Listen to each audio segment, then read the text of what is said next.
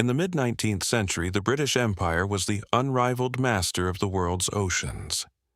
The Royal Navy had defeated all its rivals, charted the most distant corners of the globe, and established a maritime dominance that seemed entirely invincible.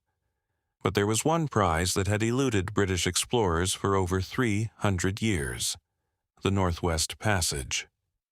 For centuries, geographers and navigators had dreamed of finding a navigable sea route through the treacherous, ice-choked archipelago of the Canadian Arctic, linking the Atlantic and Pacific Oceans. Finding this passage would not only be a monumental geographic triumph, but a massive commercial victory, cutting months off the trading routes to Asia. By 1845, the British Admiralty decided it was time to finally conquer the ice and finish the map. To achieve this ultimate victory, the Admiralty spared absolutely no expense. They assembled the most technologically advanced, heavily funded, and lavishly equipped expedition in the history of polar exploration. The mission was given two incredibly sturdy bomb vessels, the HMS Erebus and the HMS Terror.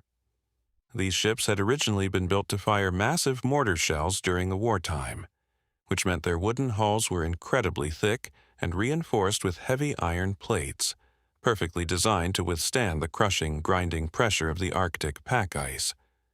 But the Admiralty went much further than simply reinforcing the hulls.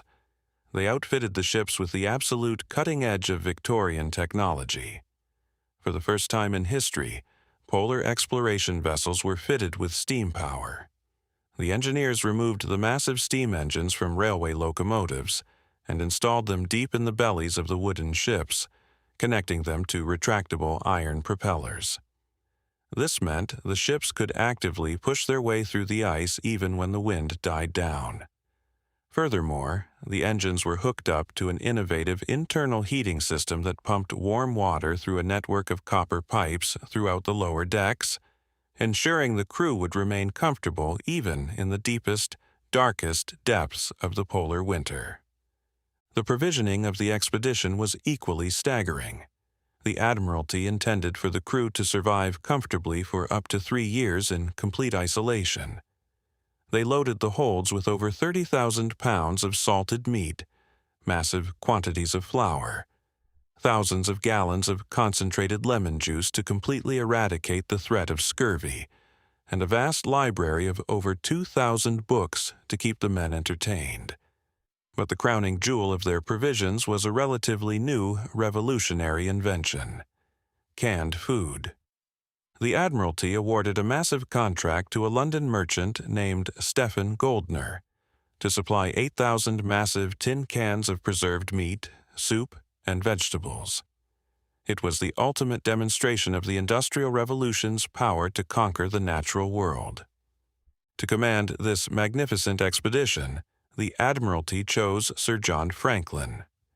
At 59 years old, Franklin was a seasoned, beloved veteran of Arctic exploration. He was considered a national hero, a man who had already survived horrific, freezing expeditions in the Canadian wilderness decades earlier. Franklin's second-in-command, captaining the HMS Terror, was Francis Crozier, an incredibly experienced, highly competent Irish sailor who had spent more time in the polar ice than almost any other man in the Royal Navy. The crew consisted of 129 men, hand-picked from the absolute best the Navy had to offer. On the morning of May 19, 1845, the Erebus and the Terror sailed out of the River Thames, cheered on by massive crowds and the boundless, supreme confidence of the British public. They sailed across the Atlantic, rounded the coast of Greenland, and prepared to enter the labyrinth of the Canadian Arctic. In late July, a pair of British whaling ships operating in Baffin Bay spotted the Erebus and the Terror, waiting for the ice to clear in Lancaster Sound. The crews exchanged cheerful greetings, and the whalers noted that Franklin and his men were in incredibly high spirits, entirely confident in their invincible ships. The two bomb vessels turned west, sailing into the freezing fog and the shifting pack ice. And then the silence descended.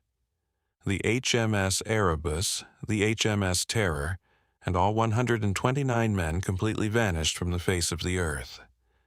For the first 2 years, the British public and the Admiralty were not overly concerned. Franklin's expedition was provisioned for 3 years, and communication from the deep Arctic was impossible. But as 1847 passed into 1848 without a single word, the silence turned into a growing, creeping panic.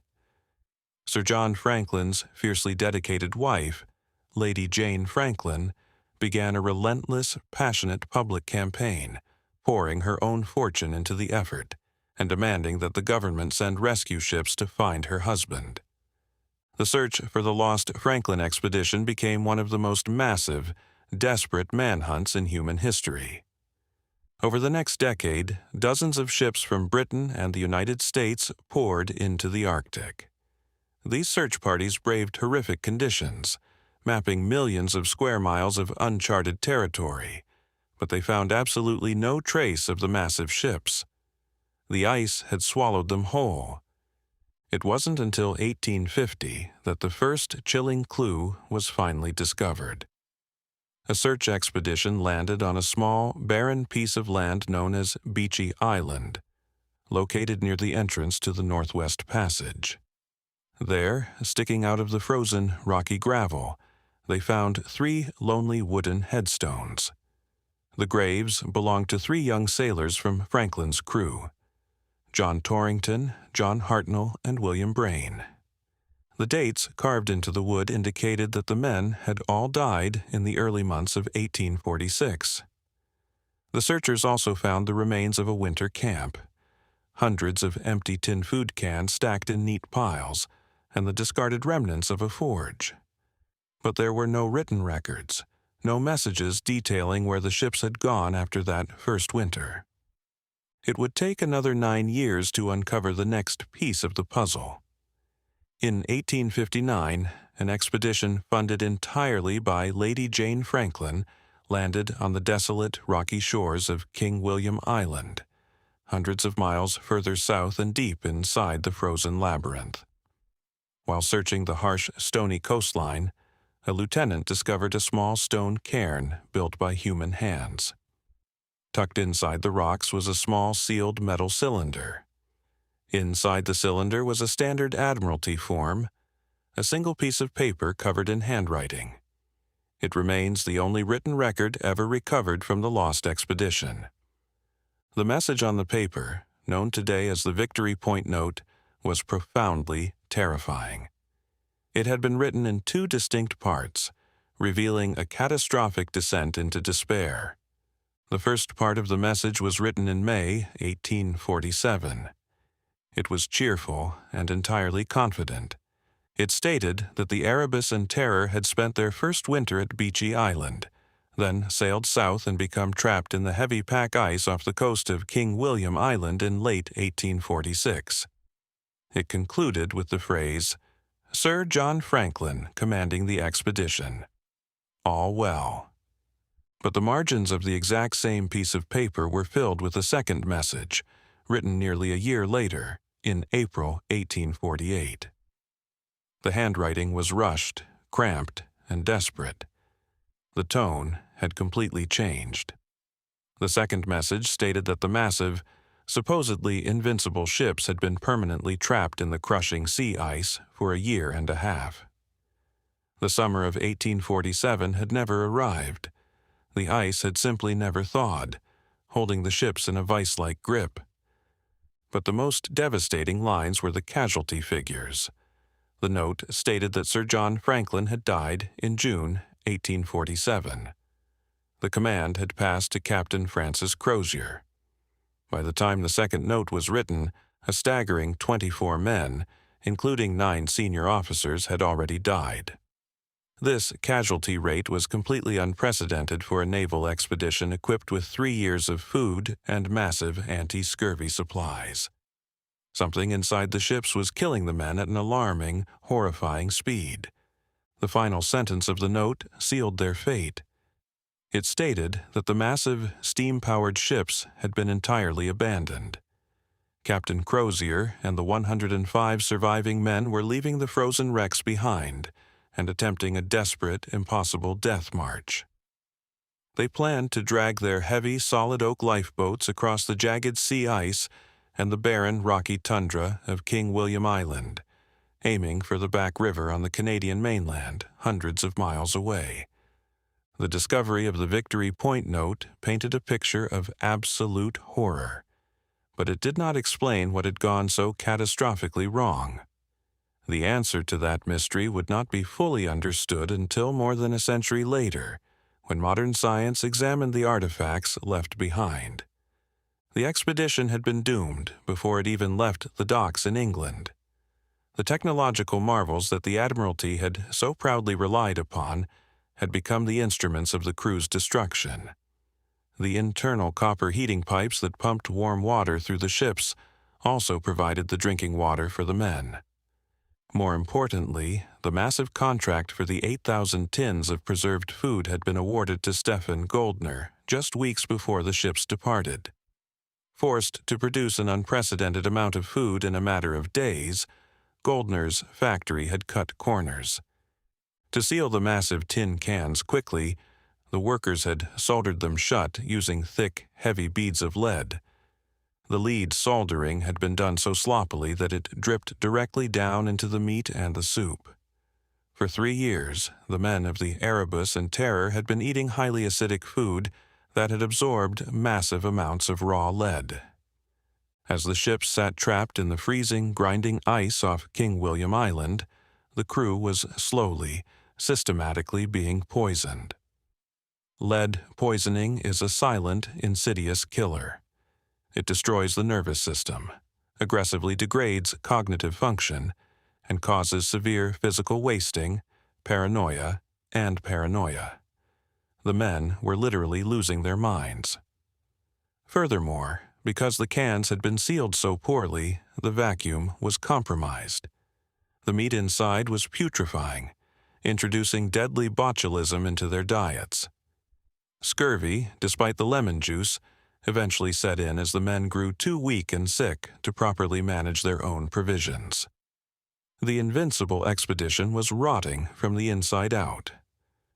When Captain Crozier finally ordered the abandonment of the ships in the freezing spring of 1848, the men were already dying, deeply paranoid and physically exhausted. The march they attempted was an exercise in pure, lead-poisoned madness. The lifeboats they mounted on iron runner sledges weighed thousands of pounds.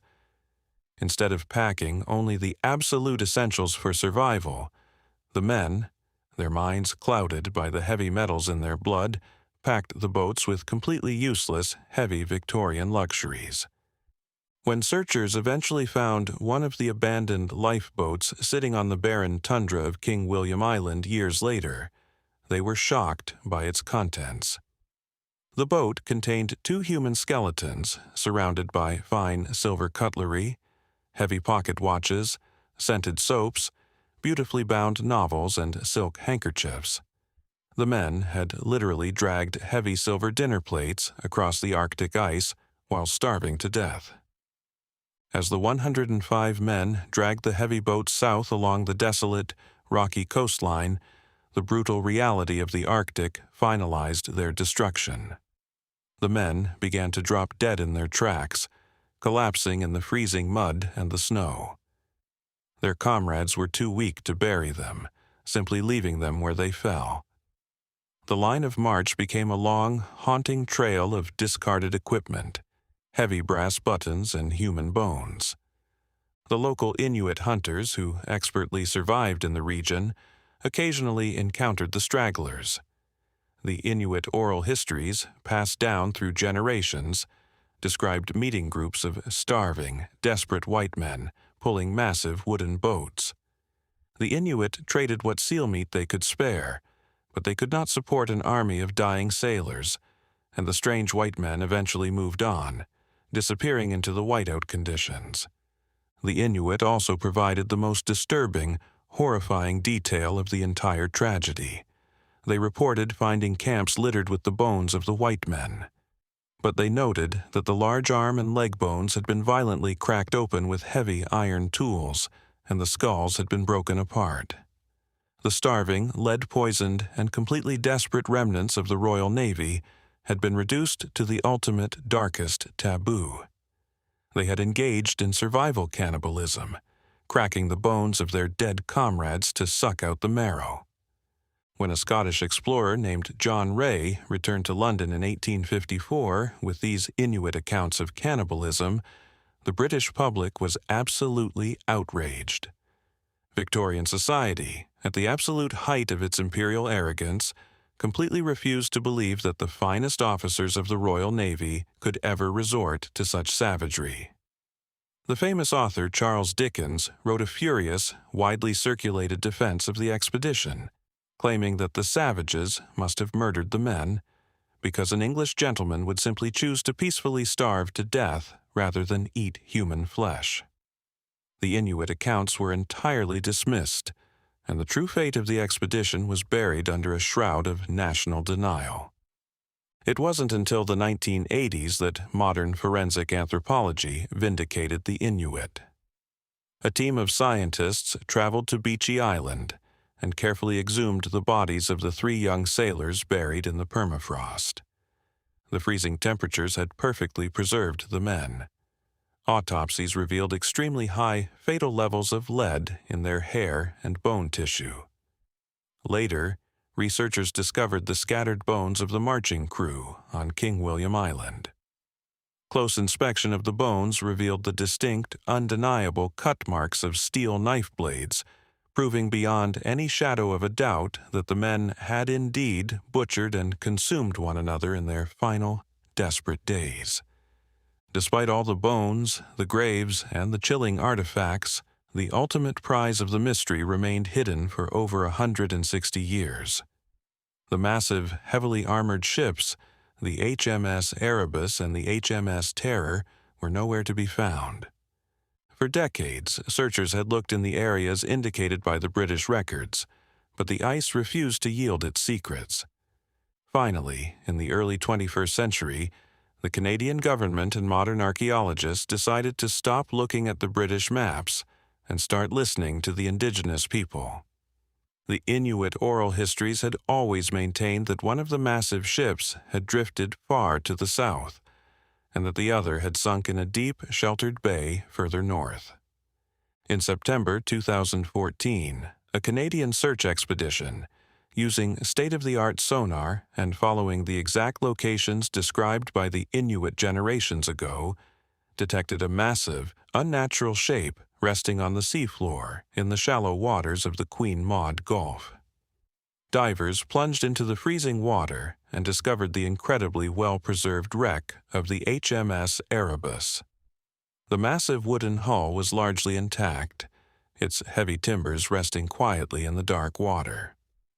2 years later, in 2016, an even more stunning discovery was made. Based on a tip from a local Inuit hunter, searchers navigated into a small, remote inlet called Terror Bay. There, sitting perfectly upright on the bottom of the ocean, looking almost as if it had simply been parked there the day before, was the HMS Terror. The freezing, oxygen-deprived water of the deep Arctic had perfectly preserved the ship. The glass windows in the captain's cabin were still completely unbroken. The ship's massive wooden wheel was still in place. The heavy anchors and the steam engine smokestack were clearly visible in the murky depths. The discovery of the ships provided a haunting, silent conclusion to the greatest mystery in the history of exploration. The artifacts, being carefully recovered from the freezing depths, are finally allowing the lost men of the Franklin expedition to speak across the centuries. The story of the Erebus and the Terror remains a powerful, deeply unsettling epic. It is a story of supreme imperial confidence colliding with the brutal, indifferent reality of the natural world. The Admiralty believed that heavy iron plates, steam engines, and mass-produced canned food could effortlessly conquer the most hostile environment on the planet. Instead, the ice trapped them. The technology poisoned them, and the cold systematically destroyed them. The great ships were not instruments of conquest. They became magnificent, freezing tombs, hiding in the dark water for a century and a half, serving as a permanent monument to the incredible, terrifying limits of human ambition.